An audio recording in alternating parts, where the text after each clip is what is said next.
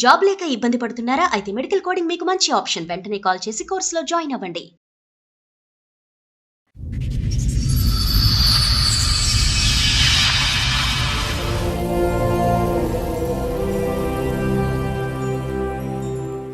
ఇంతకు ముందు పెళ్ళయింది, డైవర్స్ అయింది కోర్టు నుంచి. తర్వాత 2017లో వేరే అబ్బాయితో మ్యారేజ్ చేసుకున్నాం.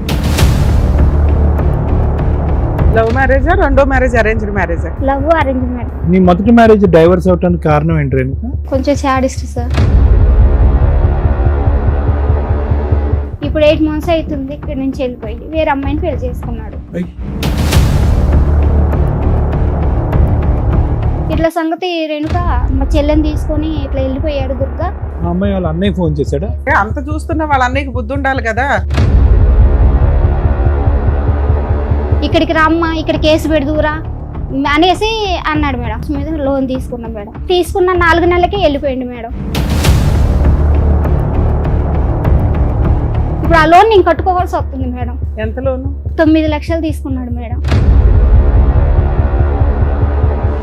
ఏం చేశారు? 9 లక్షలు లోన్ ఎవరి పేరు మీద తీసుకున్నారు? తన పేరు మీదనే తీసుకున్నాడు. ఇన్స్టాల్మెంట్ అతనే కడతాడు కదా. నీ ఇప్పుడు ల్యాండ్ ఏమైనా షూరిటీ పెట్టాడా? తన పేరు మీదనే ఉంది మేడం. ఇల్లా? ఆ,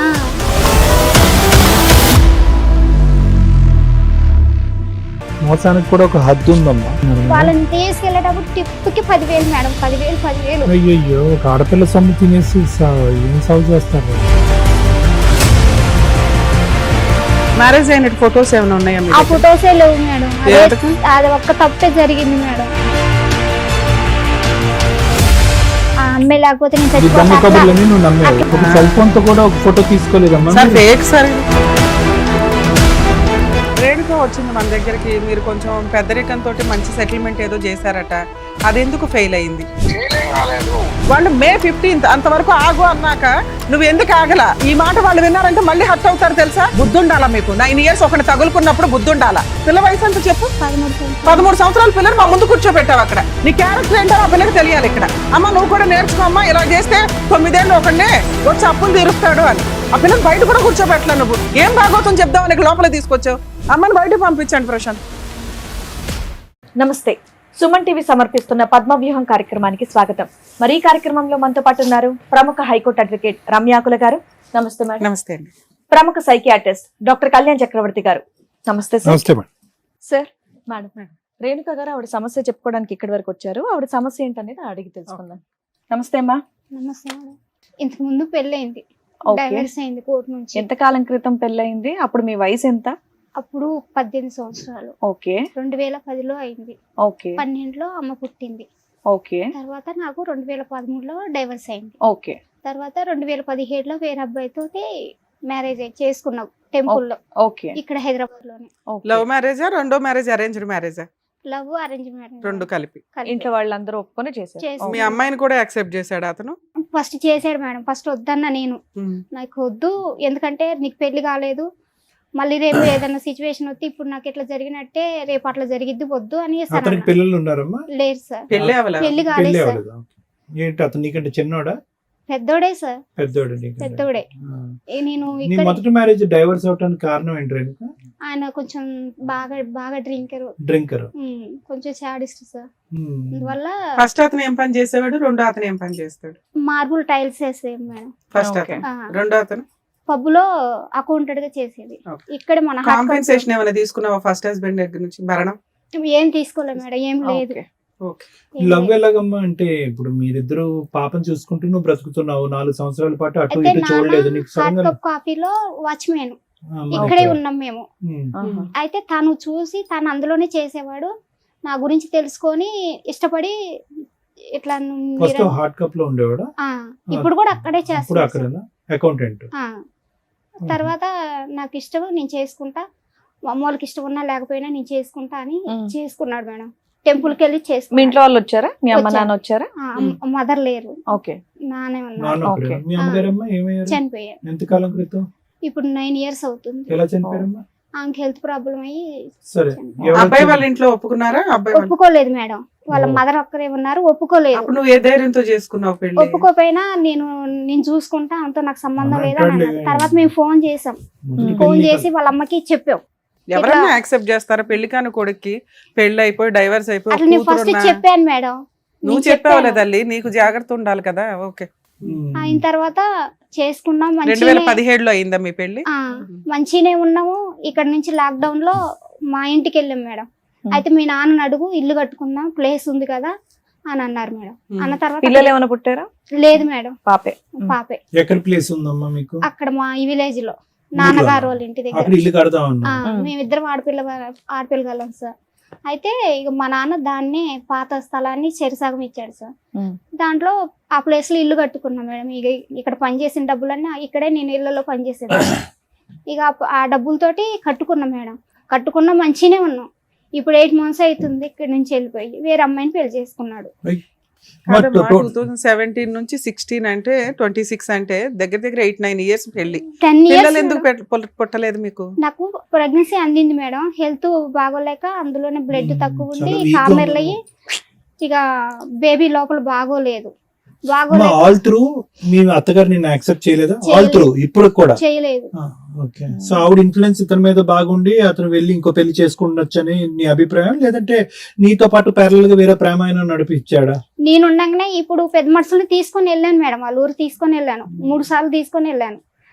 తీసుకొని వెళ్ళిన తర్వాత ఫస్ట్ సారి వెళ్ళినప్పుడు తినలేడు, ఇక్కడే ఉన్నారు.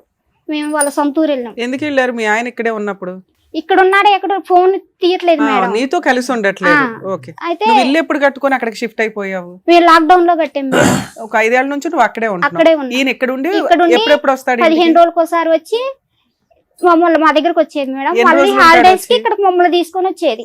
ఓకే. మంచిగానే ఉన్నాం. అసలు గొడవలు అంటే ఏమి లేవు మా మధ్యలో. ఇంటికి మెయింటెనెన్స్ గానీ ఖర్చులు గానీ ఎలా ఇస్తాడు? అత్తరే ఫోన్ పే చూసుకుంటాడా? చేస్తాడు మేడం. ఎంత సుమారుగా? ఇప్పుడు డోకరాలన్నీ అయ్యి ఒక 10,000 వేస్తాడు మేడం. ఓకే.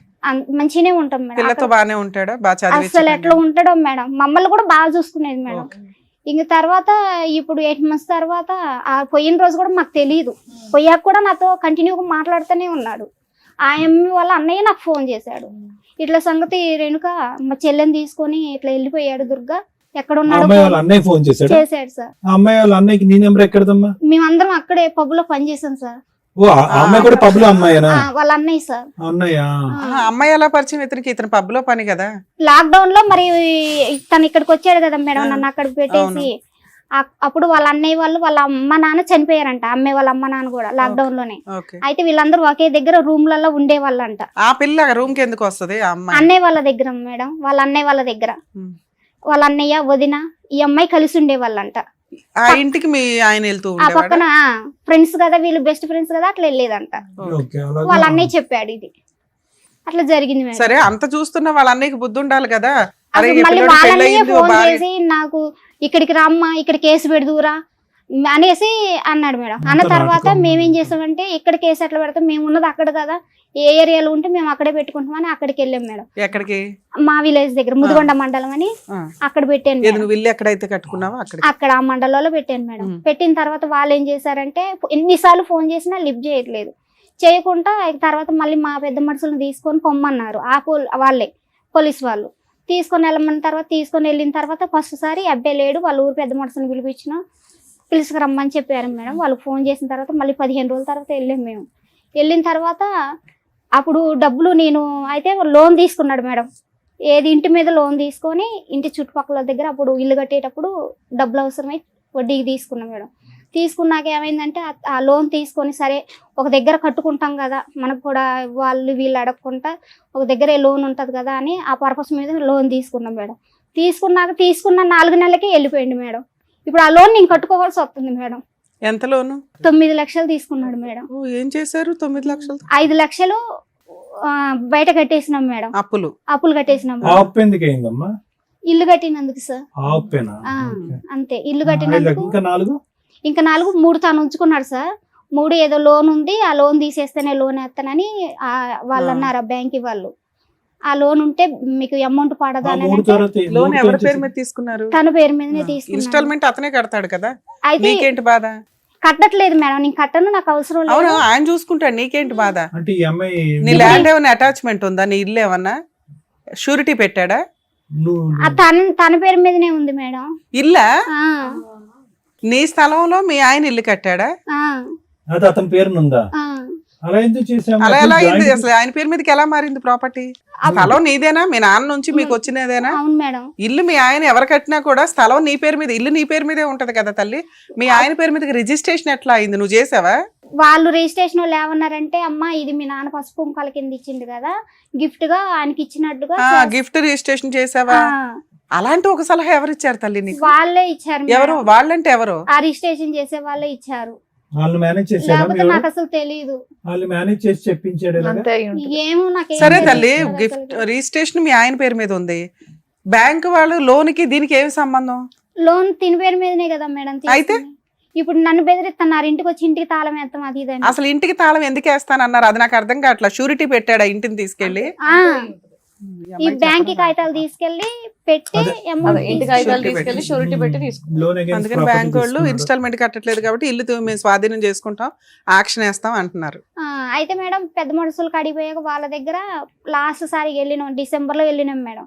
వెళ్ళిన తర్వాత 6 పోలీస్ లక్షలు స్టేషన్ లో కేసు ఏమైంది? పోలీస్ స్టేషన్ లో కేసు ఏమైందంటే, ఈ పెద్ద మనుషులు తీసుకోమని వాళ్ళే చెప్పారు మేడం. ఓకే. వీళ్ళని తీసుకొని వెళ్ళమ్మా, ఇంకా వాడు ఇక్కడికి రావట్లేదు కదా, వీళ్ళని తీసుకొని వెళ్ళానంటే ఆ ఊరోళ్ళు ఉంటారు కదా మేడం, నాయకులు కొద్దిగా. అయితే వాళ్ళని తీసుకొని వెళ్ళిన తర్వాత లాస్ట్ లో డిసెంబర్లో తీసుకొని వెళ్ళిన తర్వాత ఏమన్నారు మేడం, 2 కిస్తులు నువ్వు కట్టుకో, మళ్ళీ నీకు 3వ నెలలో మేము ఖచ్చితంగా ఫిబ్రవరి 28 కల్లా నీకు వేసే బాధ్యత మాదని ఒప్పించారు. ఒప్పించిన తర్వాత 6 లక్షలకి లోన్ పోదు కదా అని అట్లని నేను కొద్దిగా అడిచికాకు చేసి, నాకు వద్దు 6 లక్షలు వద్దనేసి అని అన్న తర్వాత ఈ పెద్ద మనుషులు ఏం ఓకే, చేశారు నీకు ఫుల్ అండ్ ఫైనల్ సెటిల్మెంట్ ఒక 6 లక్షలు అన్నారు. ఓకే. అన్న తర్వాత ఈ పెద్ద మనుషులు ఏం చేశారు, నేను వద్దన్నాక తీసుకున్న తర్వాత మేము ఆ లోన్ మాపి చేపించే బాధ్యత మాదన్నారు మేడం. సో నీకు 6 లక్షలు ఇచ్చారు? ఇయ్యలేదు మేడం, 1,00,000 కొట్టి 15 రోజులు అవుతుంది మేడం. ఉమ్. అయితే మరి మిగతాయి కనీసం ఇప్పుడు 6 లక్షలు అన్నా కూడా 3 లక్షలు కూడా కొట్టలేదు మేడం. మిగతా 5 లక్షలు వేయనంటే ఆ పెద్ద మనుషులు లెక్క చేయట్లేదు మేడం. ఫోన్ చేస్తే రెస్పాండ్ లేదు, అసలుకి ఇంకా ఫోన్ వాళ్ళ ఎత్తట్లేదు. అన్నయ్య ఏమంటున్నాడమ్మా? ఎవరన్నాయి సార్? అమ్మాయి వాళ్ళ ఆ అమ్మాయి వాళ్ళని మాకు ఇంక సంబంధం లేదు, ఇంక వాడితో పోయినప్పుడు మాకు సంబంధం లేదని. అందరూ దగ్గరుండే చేసి ఉంటారుగా ఇది అంతా. ఇదంతా ఎట్లా అంటే సార్, నాటకం ఆడి చేశారు. మరి మీ నాన్న అక్కడే పని చేస్తున్నారు కదా, అక్కడ ఉండడా వాడు? ఇప్పుడు- మానేశాడా? ఇప్పుడు లేదు సార్, అందరం ఊరెళ్ళిపోయినాం సార్. నాన్న కూడా ఆ వెళ్ళిపోయాడు. నాన్నకి యాక్సిడెంట్ అయింది సార్, ఆయన కొంచెం బ్రెయిన్ కి బాగోదు సార్. మరి పని చేస్తున్న కాడి దగ్గరికి వెళ్ళి వాడిని నిలదీలేకపోయామ్మా? అప్పుడు చేయట్లేదు కదా సార్, అప్పుడు ఊర్ల మీద పడి తిరుగుతున్నాడు, నేను ఎక్కడికి వస్తా ఎప్పుడు వస్తాను ఇక్కడికి కాదు, అన్నట్టుగా. ఇప్పుడైనా ఇప్పుడు ఈ పెద్ద మనుషులు అలా పెట్టినాం కదా సార్, వీళ్ళు ఇప్పుడు ఏడుకు వచ్చిందని 1 వచ్చాక లక్ష అయితే వేసారమ్మా? 1 లక్ష వేశారు సార్. 6 లక్ష ఈఎంఐ పోయిన నెల కట్టారు మేడం. ఈ నెల కట్టడానికి ఆ ఈఎంఐ ఫోన్ చేస్తున్నా వాళ్ళు రెస్పాండ్ అవ్వట్లేదు, వాళ్ళ దగ్గర పెట్టుకుని డబ్బులు కట్టట్లేదు. మళ్ళీ నువ్వే కట్టుకోలేము. అంటే వాళ్ళు వాళ్ళ దగ్గర ఉంచుకున్నారు పెద్ద మనుషుల అంటున్నావా కాడే నువ్వు? ఉన్నాయి మేడం. అతను కట్టేశాడా పెద్ద మనుషులకి? పోయిన నెల కట్టాడు మేడం, ఈ నెల కట్టలేదు మేడం. బ్యాంక్ కే కట్టేయచ్చు కదా, పెద్ద మనుషులకి ఎందుకు ఇవ్వడం? అంటే 6 లక్షలు ఇన్స్టాల్మెంట్లు 6 లక్షలు తీసుకొని ఒకేసారి లోన్ కూడా మాఫీ చేస్తామని అన్నారు కదా మేడం. 6 లక్షలు 5 లక్షలు వేయలేదు కదా. అయితే ఆ వేసిన తర్వాత మాఫీ చేపిద్దాం అన్నట్టుగా వీళ్ళు కూడా ఆగారు, కానీ వీళ్ళని కూడా లెక్క చేయట్లేదు. 5 లక్షలు వేయలేదు మేడం. ఆ 1,00,000 రూపాయలు వేసారు. ఆ 1,00,000 రూపాయలు పోయిన నెల ఒక 20,000 కట్టారు మేడం. ఈ నెలలో లోన్ అసలు కట్టలేదు. నేను ఫోన్ చేస్తున్నా వాళ్ళు ఎత్తట్లేదు, ఈఎంఐని ఫోన్ చేస్తున్నా ఎత్తట్లేదు. పోలీస్ స్టేషన్ కేసు ఏమైంది? అది ఎందుకు ఆపేసావు? అదేందుకంటే ఈ పెద్ద మనుషులే అంత గూడుగుటాని చేస్తున్నారు మేడం. ఇప్పుడు ఈ అబ్బాయి నువ్వు అందరినీ ఇక్కడికి నమ్ముతూనే ఉన్నావు. నువ్వు మొదటి నుంచి పొద్దున్న ఇప్పటి వరకు నుంచి గుడ్డిగా నమ్మటం నేను లేదు. ఇక్కడ ఏడ్ చేస్తున్నా, పొద్దున్న నుంచి కూడా వస్తున్నాననే సార్తో చెప్పారు. ఇంతవరకే అబ్బాయి రాలేదు. మళ్ళీ ఆ పెద్ద మనిషి ఫోన్ చేసి తను వెళ్ళమంటే వెళ్తాననేసి అని అన్నారంట. ఆ పెద్ద మనిషి చెప్పిన తర్వాత కూడా నేను రాను, నాకు అసలు నేను చేయాల్సిన చేసిన నాకు సంబంధం ఈ లేదని పెద్ద మనిషి అయితే కనుక వాళ్ళతో టచ్ టచ్ లోనే లోనే ఉన్నారు సార్. సో మనం పెద్ద మనిషికి రీచ్ అవుట్ అవుతే కనుక ఖచ్చితంగా మనకి ఏదో సొల్యూషన్ పోతా దొరుకుతుంది. సార్. ఎవరు ఈ పెద్ద మనిషి అమ్మా? రామారావు గారు అని, అది ఎవరు? ఊరు పెద్ద? అంటే సర్పంచా లేకపోతే ఇంతకు ముందు కుల సర్పంచ్, పెద్ద? ఇప్పుడు మాజీ సర్పంచ్ మేడం. ఇక్కడికి ఎందుకు వచ్చారమ్మా మీరు? ఆ లోన్ కోసమే మేడం. అసలు నాకు ఏం అర్థం కావట్లేదు మేడం. ఎంతమ్మా లోన్ ఇప్పుడు? ఎంత ఉంది ఇంకా? ఇప్పుడు 9 లక్షలు సార్ తీసుకొని ఇప్పుడు 1 year అవుతుంది సార్. అసలు మొత్తం అంతా కలిపి ఎంత ఉంది సుమారుగా? క్లియర్ చేయాలంటే ఒక 10 ఉంటుందా? ఉంటుంది సార్. అందులో 1 లక్ష వచ్చింది నీకు. ఆ 1 లక్ష అటువైపు పంపించావా? బ్యాంక్ వేసావా? ఆ 1,00,000 రూపాయలు పంపిలేదు సార్, వాళ్ళు బ్యాంక్ కూడా తీసుకెళ్ళాలి. ఒక 20,000 ఈఎంఐ కట్టారు సార్ పోయిన నెలలో. ఈ నెలలో కట్టడానికి వాళ్ళు కూడా కట్టట్లేదు సార్. 1,00,000 ఇప్పుడు పెద్ద మనుషుల దగ్గర ఉంది, నా మీ దగ్గర కాదు. నాకు ఇయ్యలేదు మేడం. ఆ నీ 1,00,000 అకౌంట్ లో వేసారన్నావు? నా అకౌంట్ లో కాదు మేడం, వాళ్ళ అకౌంట్ పెద్ద లోనే బాబోయ్. వేశారు. మోసానికి కూడా ఒక హద్దు ఉందమ్మా. సెట్ అయిపోయింది వాళ్ళ దగ్గర. వాళ్ళకి ఇప్పుడు దాకా టైం స్పెండ్ చేసిన దానికి వసూలు చేసుకున్నట్టు. అంతే అంతే, వాళ్ళకి రావాల్సిన డబ్బులు వసూలు చేసుకున్నారు. వాళ్ళని తీసుకెళ్లేటప్పుడు టిప్కి 10,000 మేడం, 10,000. అయ్యయ్యో, ఒక ఆడపిల్ల సొమ్ము తినేసి ఏం సాగు చేస్తారు వాళ్ళు. ఇల్లు మీ ఆయన పేరు మీద చేసేటప్పుడు మీ నాన్న కూడా ఏం మాట్లాడలేదమ్మా? అంటే మంచిగానే ఉంటుండగా మేడం. మ్యారేజ్ అయినట్టు ఫొటోస్ ఏమైనా ఉన్నాయా మీ ఆ దగ్గర? ఫొటోసే లేవు మేడం. ఎందుకు? అది ఒక్క తప్పే జరిగింది మేడం.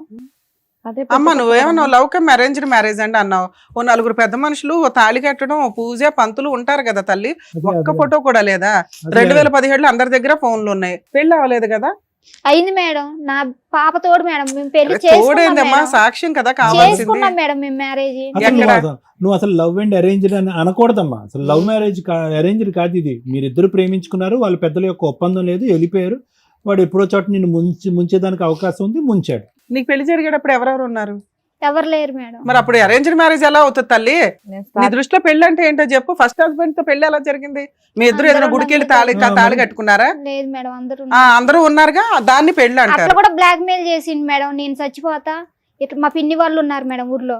అక్క నేను కనుక అమ్మే లేకపోతే మా ఊరు వెళ్ళిపోయినా మేడం. ఆ అమ్మే లేకపోతే నేను ఈ దొంగ చచ్చిపోతా, కబుర్లన్నీ నువ్వు నమ్మేవు. అట్లా బ్లాక్ మెయిల్ చేసింది. ఇందాక పెళ్లి టైంలో మీ నాన్న ఉన్నాడు అది ఇదని చెప్పావు.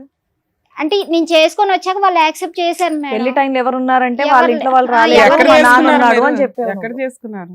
బలకంపేట ఎల్లమ్మ టెంపుల్ లో మేడం. ఎవరు చేశారు మీకు? ఎవరు లేరు మేడం, మేమిద్దరం ఎక్కడ? గుడి బయట, గుడి లోపల? గుళ్ళోనే మేడం. ఒక సెల్ ఫోన్ తో కూడా ఒక ఫోటో తీసుకోలేదమ్మా సార్ మీరు? ఫేక్ సార్ ఇది. లేదు సార్ మరి ఎల్లమ్మ టెంపుల్ అలా మ్యారేజ్ లో జరగవు. వీళ్ళు ఆ దేవుడు అమ్మవారి నుంచి వీళ్ళు కట్టేసుకున్నారు. పంతులు కట్టించాడా మీతో? గుడి మూసాక ఆయనే కట్టాడు మేడం. మీ ఆయనే కదా కట్టుకుంది. మీరు కట్టేసుకుని గుడి పక్కన.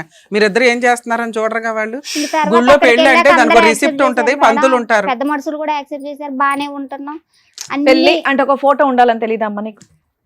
ఆ ఒక్క తప్పే మేడం. నేను ఆ ఒక్క తప్పు, అదే పెద్ద తప్పు. ఆ ఒక్క తప్పు అంటే సరే మాట్లాడదాం. అలాగే. అంటాడు డబ్బుల్ సెటిల్మెంట్ ఏమైనా చేస్తాడా ఏంటి అనేది. మాట్లాడదాం, అసలు చూద్దాం ఇచ్చాడేమో. నమస్తే అండి, నేను శ్రీవాణిని మాట్లాడుతున్నాను పద్మవ్యూహం ప్రోగ్రామ్ నుంచి. చెప్పండి మేడం. రామారావు గారు ఒక్క నిమిషం, అడ్వకేట్ రమ్య మేడం మాట్లాడతారు, మాట్లాడండి. సార్ నమస్తే అండి. నమస్తే అండి. రేణుక వచ్చింది మన దగ్గరికి. మీరు కొంచెం పెద్దరికంతో మంచి సెటిల్మెంట్ ఏదో చేశారట, అది ఎందుకు ఫెయిల్ అయింది? ఫెయిల్ ఏం కాలేదు. ఆ, ఇప్పుడు వాళ్ళు ఏమన్నారంటే వాస్తవంగా 2 నెలలు మనం టైం పెట్టారు. ఆ, 2 నెలల్లో వాళ్ళు 1 లక్ష కొట్టారు. అంటే అన్అఫీషియల్ 1 లక్ష ఇచ్చాడు. 5 లక్షలు వాళ్ళ భార్య ఇప్పుడు చేసుకున్నా ముందు ఒప్పుకున్నాడు. ఆ. ఆ లక్ష ముందు ఇచ్చాడు. పెళ్లి చేసుకున్నాను అని ఒప్పుకున్నాడా సార్? ఏమన్నా ఆ, ఒప్పుకోలేదండి. పెళ్లి చేసుకున్నానని ఒప్పుకోలేదా? అందుకే పాప రేణుకలేదా పక్కన ఉంది. ఏమ్మా ఒప్పుకున్నాడా?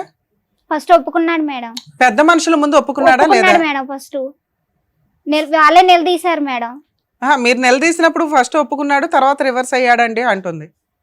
అసలు ఏది లేదండి. ఇప్పుడు సర్పంచ్ గారు పక్కన ఉంది కదా, సర్పంచ్ గారు నోట్స్ పెడతారు. మీరు మాట్లాడండి ఫస్ట్, మళ్ళీ సగం ఇన్ఫర్మేషన్ అటు ఇటు అవుతుంది. సర్పంచ్ గారు కూడా వింటాడు. ఆ, వాస్తవంగా ఏంటంటే మాకేం తెలియదండి. ఈ పాప ఏం చేసిందంటే ఆ, ఈ బాణాపురంలో ఉంటుంది.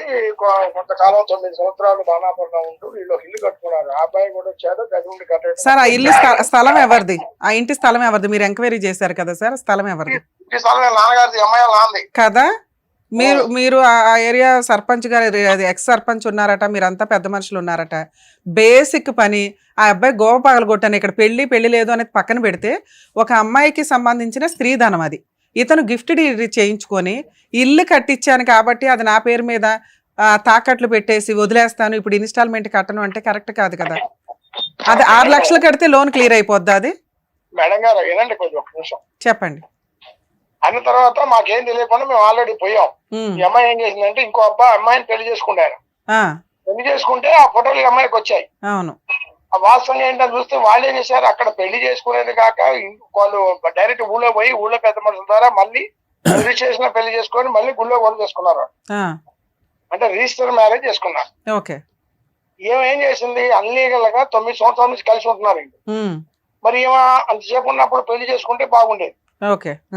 ఎక్కడైనా మీరు ఒక పోలీస్ స్టేషన్ లో, లేకపోతే టీవీ సమక్షంలోనో, లేకపోతే ఒక దేవుడి గుళ్ళోనో ఎక్కడన్నా చేసుకున్నా బాగుండేది. ఆ ఒకటి తప్ప మిగతా అంతా ఓకే. ఏది ఇల్లు కలిసి ఉంటాం ఓకే. ఆయన రావటం, ఇల్లు లోన్ లో పెట్టడం, లోన్ తీసుకొని 7 లక్షలు ఇంకొక 4 లక్షలు అప్పు చేసి వాడు కొంత తెచ్చి అంత కలిసి 11-12 లక్షలు ఇల్లు కట్టడం, వీళ్ళిద్దరి పేరు మీద ఇల్లు రిజిస్టర్ చేసుకోవటం, లోన్ పెట్టడం, అంత ఓకే. దీంట్లో ఏం తేడాలి సార్. మేమేమన్నా అంటే మొత్తం ఇద్దరు కట్టుకుంటూ వస్తున్నారు. కట్టుకుంటూ వచ్చేప్పుడు ఏం చేసిండు, వేరే అమ్మాయిని పెళ్లి చేసుకున్నప్పుడు బ్లాక్ అయ్యింది కానీ రాకపోవటం, ఆ డబ్బులు కట్టట్లా. ఈ అమ్మాయికి తెలిసి మాకు ఆశ్రయించింది. మేము ఆ ఊరు వెళ్ళాం. ఆ ఊరు వెళ్తే అప్పటికి ఆ అమ్మాయి ఆల్రెడీ పెళ్లి అయిందని అంతా ఉంది. అప్పుడు ఆ అమ్మాయి కూడా ఊళ్ళో లేకుండా మేము పోయి తెలిసి వాళ్ళు ఊళ్ళో ఎక్కడ అమ్మాయిని పంపించేసారు. అబ్బాయి ఉన్నాడు.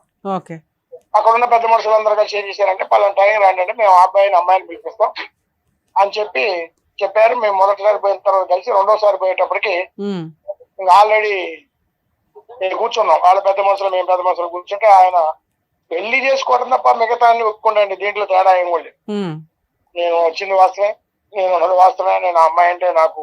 సరే, ఫైనల్ గా ఏం సెటిల్మెంట్ చేశారు సార్? అప్పుడు 6 లక్షలు సెటిల్మెంట్ చేశాం. మరి లోనే 10 లక్షలు ఉందంటుంది ఆ అమ్మాయి. 6 లక్షలు సెటిల్మెంట్ ఈ అమ్మాయికి ఇవ్వడానికా?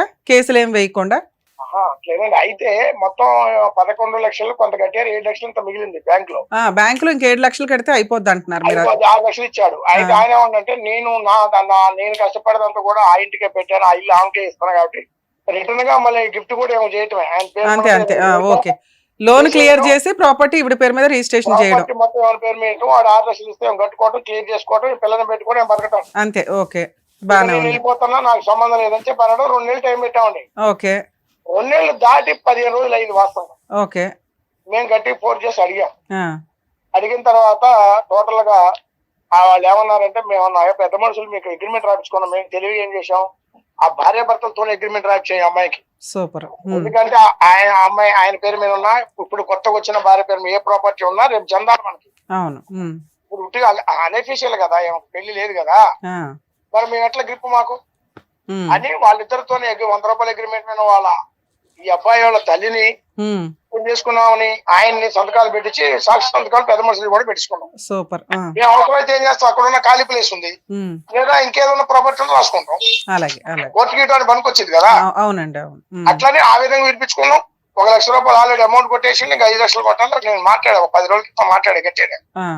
సార్ పెద్ద మనిషికి మా మాట పోతుంది, మీరు ఏంటి చేశారు, మరి మేము కట్టుబడి వచ్చాం కదా మాటకి, మరి 2 నెలలు దాటితే మా దగ్గర అగ్రిమెంట్ ఉంది, మీరు ఒప్పుకున్నటువంటి ఆ అమ్మాయికి ఆధార్ కార్డు ఉంది అయింది, ప్లస్ ఈ అమ్మాయి పేరు ఆ అమ్మాయి పేరు మెన్షన్ చేసి ఉంది, మాకు రేషన్ కార్డు కూడా ఇప్పించినాం, రేషన్ కార్డు కూడా ఆయన భర్త పేరు ఉంది, చాలా ఒకటి లేకపోతే మిగతా అన్ని ఉన్నాయి కదా, మేము దీన్ని కోర్టుకి వేస్తాం ఇది అని చెప్పి బెదిరిస్తే ఆయన ఏమన్నాడు పెద్ద మనిషి, ఒక టోన్ పర్లేదండి, నేను మే 15వ తారీఖు నాడు మీరు వచ్చేసేయండి, వాడు ఇచ్చినా ఇవ్వకపోయినా నేను 5 లక్షలు మీకు ఇస్తా, ఇచ్చి అమ్మాయి కాడ ఉన్న కాగితాలు గీతాలు తీసుకొని అమ్మాయికి ఏం చేయాలో అది చేసి పంపిస్తాం అన్నది.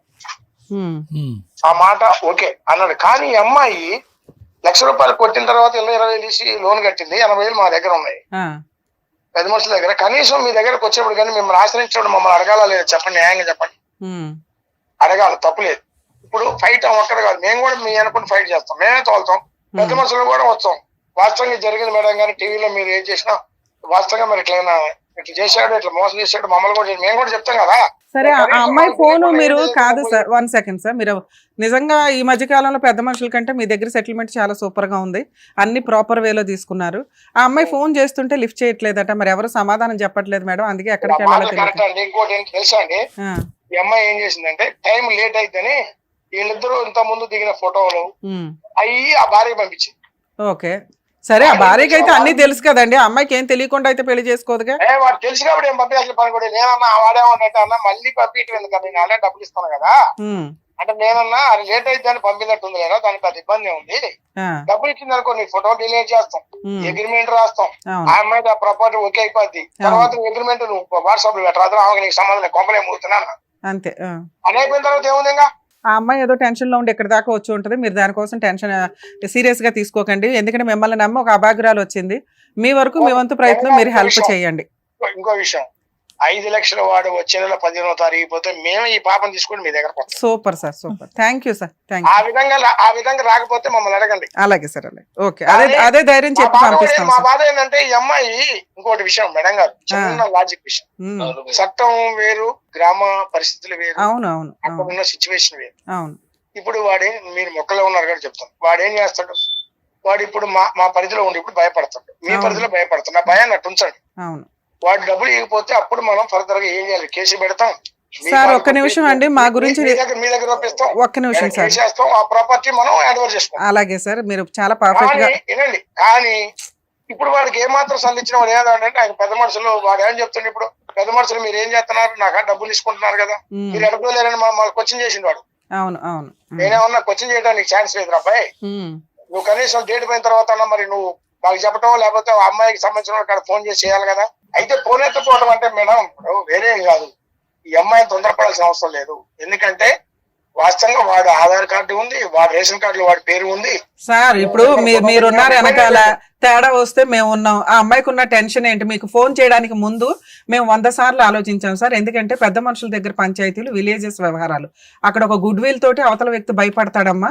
అక్కడ చేయి దాటిపోయినాక మా దగ్గరికి రావాలి అంటే, మేడం నా ఫోన్ తీయలేదు మేడం, అందుకని అన్నాక అబ్బాయికి ట్రై చేసాం. ఇప్పుడు ఇందాక నుంచి ఫోన్ తీసిన అబ్బాయి ఇప్పుడు ఫోన్ తీయల. ఆ అబ్బాయి ఫోన్ తీసుంటే అసలు మీకు ఫోన్ చేసే వాళ్ళం కూడా కాదు. కానీ చేయడం వల్ల తెలిసిందండి మీరు ఎంత మంచిగా అమ్మాయికి సెటిల్ చేశారని. ఆ అమ్మాయికి కౌన్సిలింగ్ ఇచ్చి అయితే పంపిస్తాం సార్. మీరు ఈ విషయాన్ని సీరియస్ గా తీసుకోకండి. అట్లాగే, super sir, super. Okay sir, అలాగే సార్, థ్యాంక్ యూ అండి, థ్యాంక్ యూ. ఆ అమ్మాయికి ఫోటోలు పంపించడం కాదు మేడం, నేను వాట్సాప్ డీపీలు పెట్టుకోవద్దంట, నాకు అర్హత లేదంట, నాకు వార్నింగ్ ఇస్తున్నారు వాళ్ళు. ఏం చేయాలి? ఏంటి మేడం? ఏం చేయమంటావు నువ్వు? నాకు ఈ ఒక్క సాయమే మేడం. ఏ సహాయం? ఆయన ఫోటో పెట్టుకోవాలి, పర్మిషన్ ఇవ్వాలి, ఆస్తి లోన్ కట్టించేయాలి, పర్మిషన్ ఇవ్వాలి, నీ పేరు మీద గిఫ్ట్ రిజిస్ట్రేషన్ చేయాలి, పర్మిషన్ ఇవ్వాలి. నిన్ను 2 క్వశ్చన్లు అడిగితే ఆ 2 క్వశ్చన్లకి నువ్వు నిజాయితీగా ఆన్సర్ చెప్పాలి. 9 years మ్యారిటల్ రిలేషన్, నీకు ప్రెగ్నెన్సీ ఎందుకు రాలేదు అంటే తుప్పుడి రీజన్ చెప్పావు. ఒక్క నిమిషం తల్లి, వచ్చింది పోయింది, ఎవడో నమ్మవు. నువ్వు అభాషణ చేయించుకున్నావో నిజంగానే పోగొట్టుకున్నారో. పిల్లల్ని కనే అవకాశం ఉంటే 9 సంవత్సరాల్లో పిల్లలు పుట్టకుండా ఉండరు. వచ్చింది పోయింది, మళ్ళీ కనాలిగా.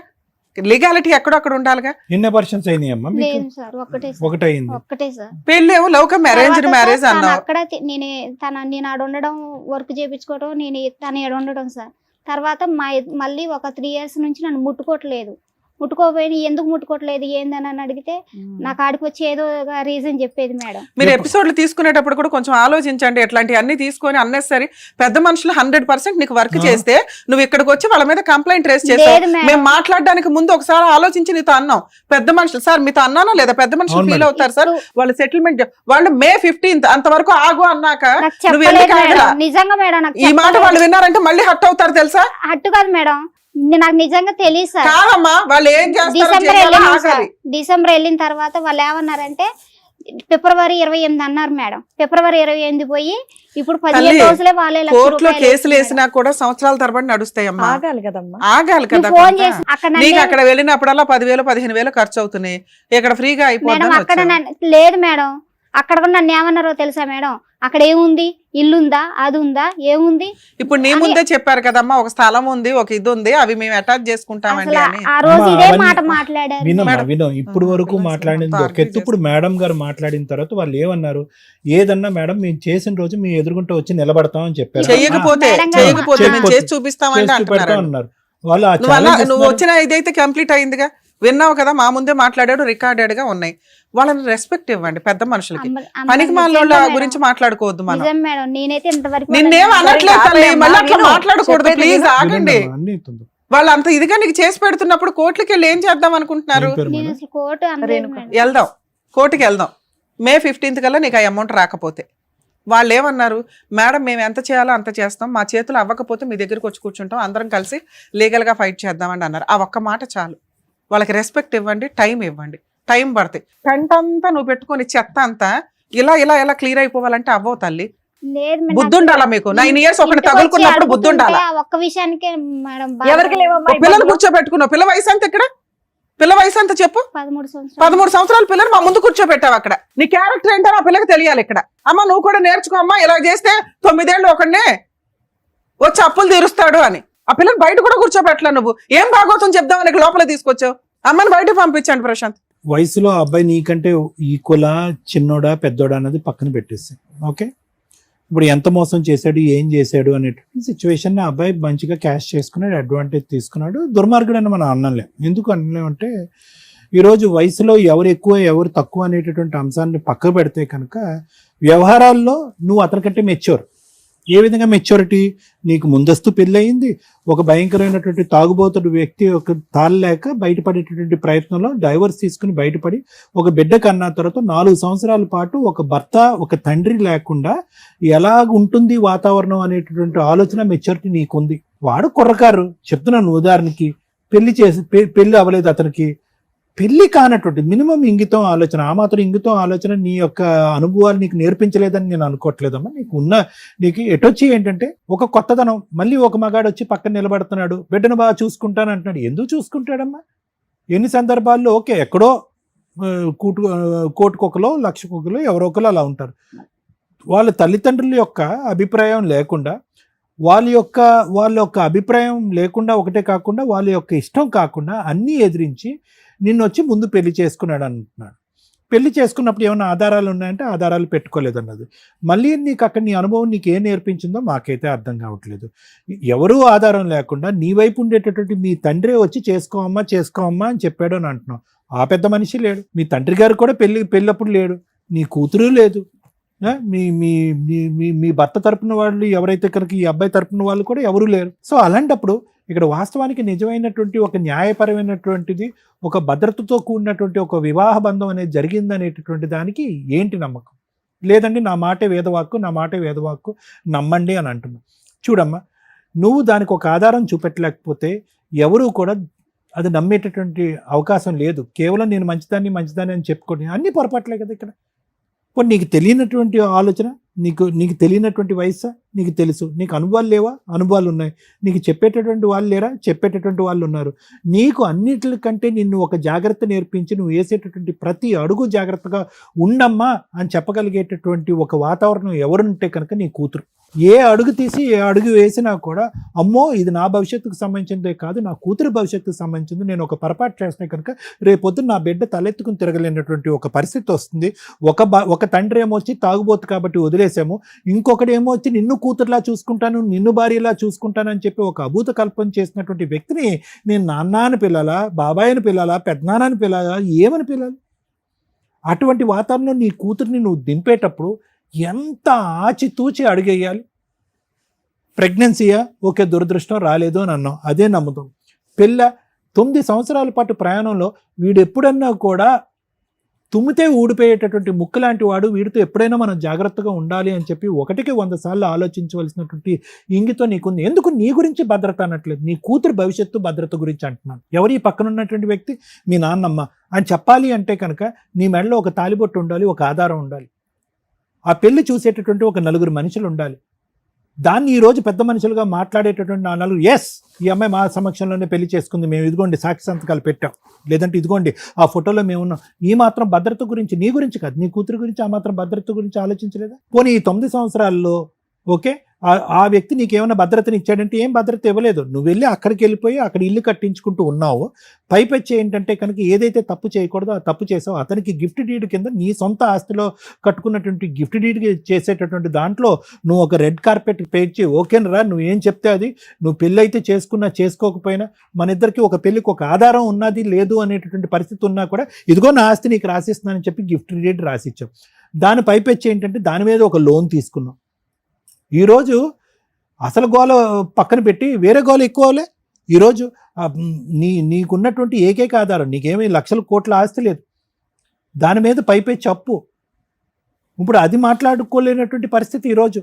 నా మొగుడు నా భర్త ఎక్కడికి వెళ్ళిపోయాడు అనేది అంటే ఎంత దిక్కుతోచినటువంటి చిక్కుముడి సమస్యల్లోకి నువ్వు ఇరుక్కుపోయావు. ఒక పక్కన ఇక్కడ భర్త గురించి పోరాడాలా, ఆ బిడ్డ తండ్రి గురించి పోరాడాలా, లేదంటే నీకు ఉండేటటువంటి ఏకైక ఆస్తి గురించి పోరాడాలా, లేదంటే 10-11 లక్షలకు సంబంధించినటువంటి అప్పు భారాన్ని ఎవరు తీరుస్తారని పోరాడాలా, తెలియనటువంటి పరిస్థితి. అలాంటి క్రమంలో అంటే నేను ఇవన్నీ ఎందుకు చెప్తున్నాను అంటే కనుక ఆలోచన ముందు కాకుండా తర్వాత వస్తే కనుక దాని యొక్క సాధక బాధకాలు ఏంటి అనేది నేను నీకు చెప్తున్నాను. ఆలోచన ముందు నువ్వు సింగిల్గా ఉండి ఆలోచన లేదండి నేను పొరపాటు చేశాను, నువ్వు దిక్కున్నటువంటి బురదగుంట్లో నేను దిగానంటే అది వేరే విషయం. నీకు ఒక కూతురుండి నీ భవిష్యత్తు మీద ఆ అమ్మాయి భవిష్యత్తు ఆధారపడుతుంది అని అనుకున్నప్పుడు నిన్ను నమ్ముకుంటూ నిన్ను పట్టుకుని ఒక సముద్రాన్ని ఈడేటటువంటి ఒక ఆడపిల్ల నీతో పాటు ఉన్నప్పుడు ఒకసారి కాదమ్మా 100 సార్లు ఆలోచించారు. మీ తండ్రి ఆలోచించాడా లేదా, మీ చుట్టాలు ఆలోచించారా లేదో నాకు తెలియదు, కానీ నువ్వైతే మాత్రం ఖచ్చితంగా ఆలోచించాలి. ఎందుకంటే ఆ మాత్రం ఇంగితం, ఆ మాత్రం మెచ్యూరిటీ ఒక బిడ్డను కన్నటువంటి ఒక తల్లిగా నీకు ఉండాలి, తప్పదు. నువ్వు క్యారెక్టర్లెస్ అమ్మాయి అని అనట్లేదు, కానీ తీసుకోవాల్సినటువంటి జాగ్రత్తలు తీసుకోకపోవటం వల్ల ఈరోజు చిక్కుముడి సమస్యలు. మరి ఏంటి డాక్టర్ గారి పరిష్కారం అంటే కనుక ఇప్పుడు ఉన్నటువంటిది ఏంటంటే నువ్వు చేసినటువంటి తప్పులకి ఈరోజు తలదించుకుని ఎవరైతే కనుక నీకు హెల్ప్ చేయడానికి ముందుకు వస్తారో వాళ్ళు చేయి పట్టుకుని ముందుకు వెళ్ళటం తప్ప నీకు ఇంకో దారి లేదు. ఇక్కడ మిత్రుల్ని పెంచుకోవాలి కానీ శత్రువుల్ని పెంచుకోవాల్సినటువంటి పరిస్థితి కాదు ఇక్కడ. ఆ పెద్ద మనిషి డబ్బులు తింటున్నారా, ఏం చేస్తున్నారా, ఇదంతా పక్కన పెట్టు. ఈరోజు ముందొచ్చి వాళ్ళు ఎదురుగుంటా కూర్చుని సంతకాలు పెట్టుకుని వాళ్ళ వంతు ప్రయత్నం ఒకరు చేస్తున్నప్పుడు వాళ్ళ మాటకు ఒక రెస్పెక్ట్ ఇద్దాం. వాళ్ళు వచ్చి నీకు ఎందుకు చేయాలి, చేయవలసినటువంటి అవసరమే ఉంది. సరే డబ్బులే తినేస్తున్నారని అనుకుందాం, వాళ్ళు ఒక టైం లైన్ ఇచ్చారు కదా, ఆ టైం లైన్కి రెస్పెక్ట్ ఇద్దాం. నెంబర్ 1. ఆ మనిషి మళ్ళీ నీ దగ్గరకు వస్తాడనో నీతో కాపురం చేస్తాడో, ఎందుకంటే వాళ్ళు శుభ్రంగా పెద్దల సమక్షంలో పెళ్లి చేసుకున్నారు, దానికి సంబంధించినటువంటి ఆధారాలన్నీ సంపాదించుకున్నారు. ఇక్కడ కేవలం నువ్వెవరు అంటే కనుక అందరూ ఎదుర్కొంటే అతను చెప్పేది ఏంటంటే గర్ల్ ఫ్రెండ్ అని చెప్తాడు, అంతే. ఇంక అంతకంటే ఏం చెప్తాడు?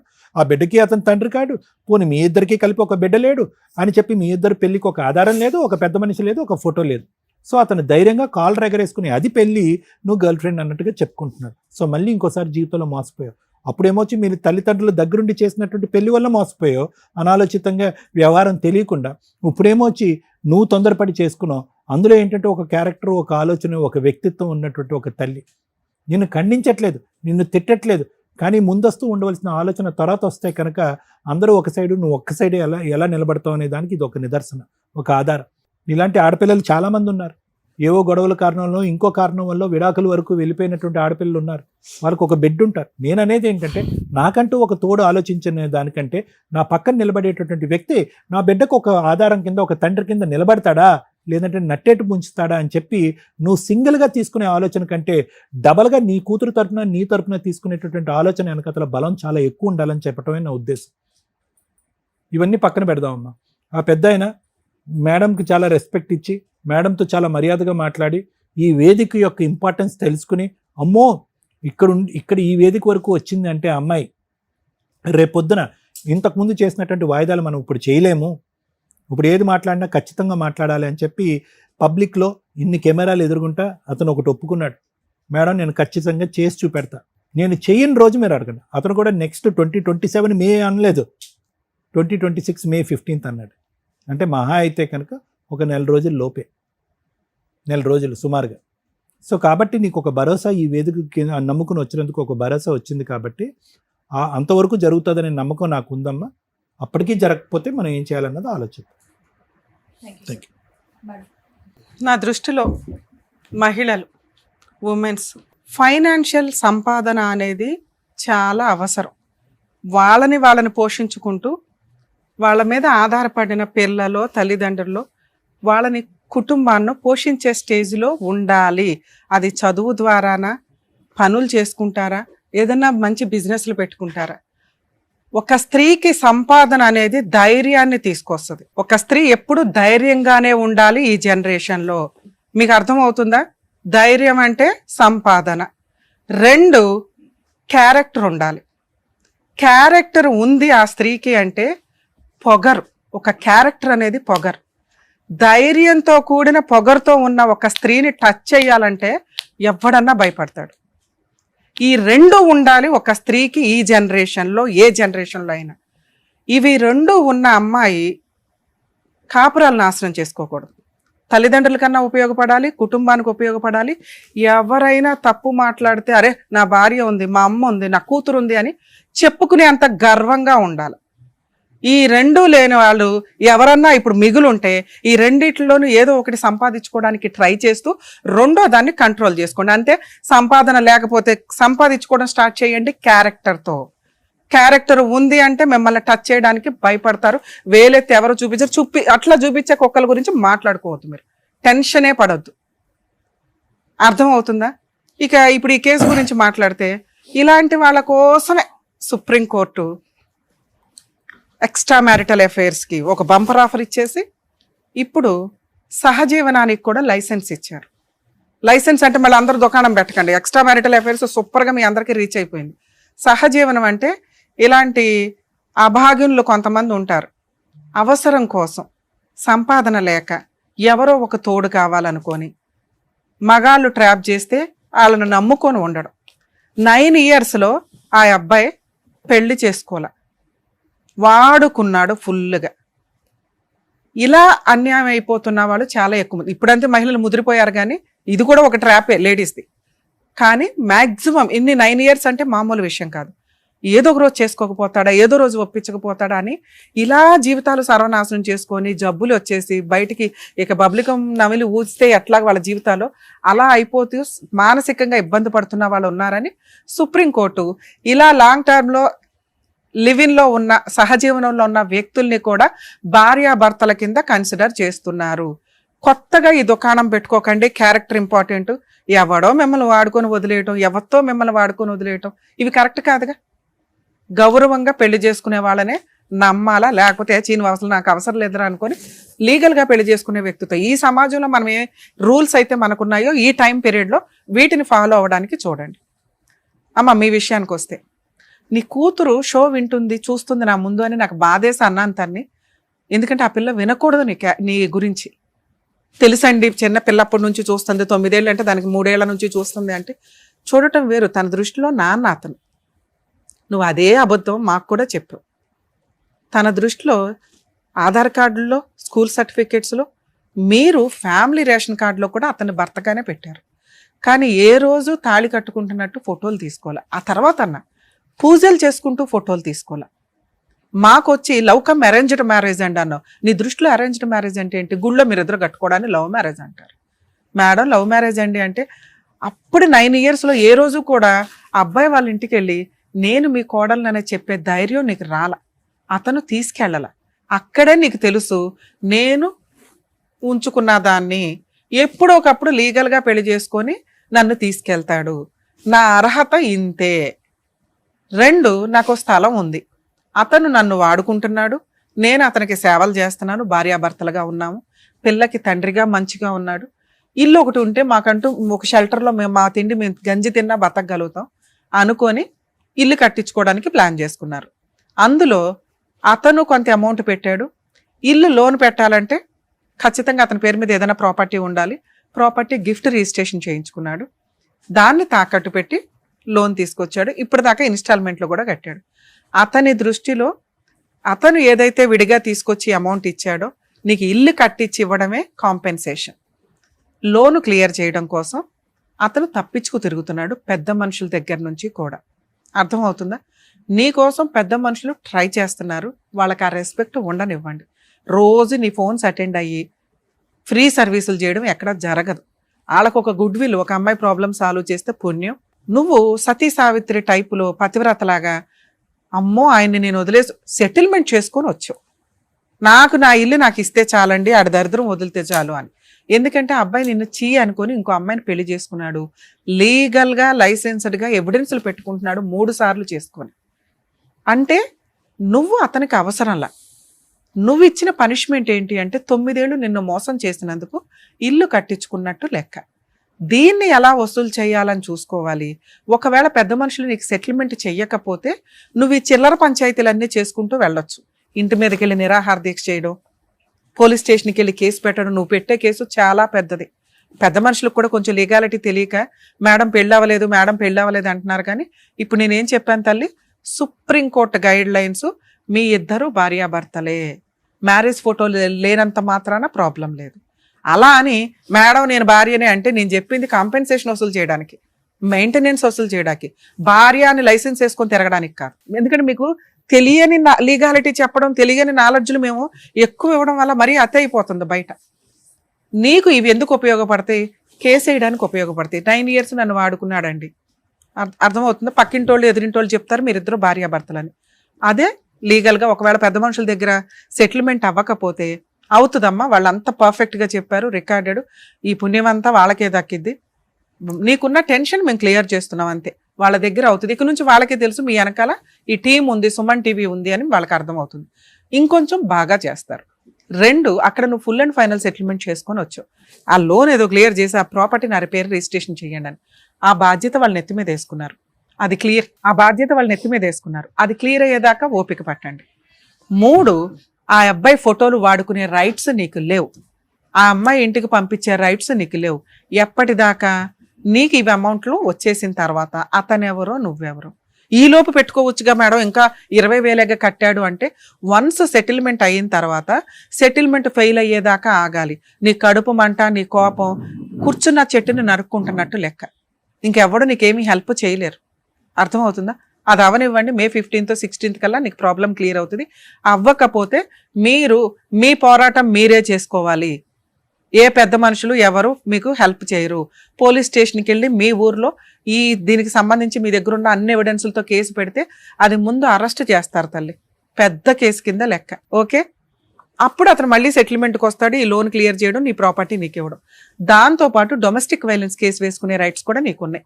మంత్లీ మెయింటెనెన్స్ అడగొచ్చు నీకోసం. అలాగే ప్రాపర్టీని అటాచ్మెంట్ చేసుకొని లోన్ కట్టమనండి అని అడిగే రైట్స్ నీకున్నాయి. మంచి అడ్వకేట్ని పెట్టుకొని గట్టిగా ఫీజులు ఇచ్చి చేసుకోవాలి. ఇవి మీ కేసులో ఫ్రీ సర్వీస్ కుదరదు. అర్థమవుతుంది? ఎందుకంటే ఫ్రీ సర్వీస్ అంటే చాలా డిలే అవుతుంది. పెద్ద మనుషుల దగ్గర నీకు ప్రాబ్లం క్లియర్ అయ్యిందా, అదృష్టవంతురాలివి, గుర్తు పెట్టుకో. ఇంతకంటే లేదు. మిగతాదా లీగాలిటీ నీకు చెప్పాలి కాబట్టి చెప్పా. నువ్వు ఈ ఫైటింగ్ చెయ్యలేవు. చేయగలిగే దమ్ముంటే నీకు తెలియాలి కాబట్టి చెప్తున్నా, ఇంతే. దయచేసి ఎక్స్ట్రా మ్యారిటల్ అఫైర్స్ పెట్టుకొని ఈ అమ్మాయిలాగా కోర్టుల చుట్టూ, పెద్ద మనుషుల చుట్టూ, పోలీస్ స్టేషన్ చుట్టూ తిరగడం వల్ల న్యాయం జరగదు. ఎందుకంటే 9 ఏళ్ళు తిరిగేసినప్పుడు తెలియదా అంటారు గబుక్కుని. ఆ ఒక్క మాట చాలు బాధపడడానికి.